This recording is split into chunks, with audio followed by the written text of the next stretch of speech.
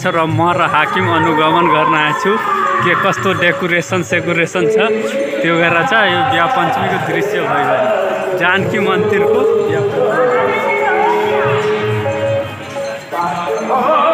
अहिले रातको लगभग 10 बजिरहेछ। हामीहरू अहिले कहाँ छौँ? जनकपुर उपमहानगरपालिका वार्ड नम्बर 14 जनकपुर मणि मण्डपमा आएछु। हामीहरू दुईजना रातिमा के कस्तो पर्यटकको अब ठ्यारो भइरहेछ कि के भइरहेछ त्यो पनि हेर्न र के कस्तो व्यवस्था मिलाएछ हाम्रो पर्यटकको लागि लगायत हाम्रो छिमेक राष्ट्रबाट आउने मान्छेहरूको लागि त्यो हामीहरू दृश्य हेराइरहेछु। यो हेर्न सक्नुहुन्छ। यो यसमा हुन्छ सामूहिक विवाह समारोह। तपाईहरु हेर्न सक्नुहुन्छ। यसमा पुरै पण्डाल जस्तो बनाएछ। यहाँ विश्व हिन्दू परिषद नेपाल धनुषा आयोजक यो मान चाहिँ हेर्न सक्नुहुन्छ। त्यो पण्डाल पुरै बनाएको छ।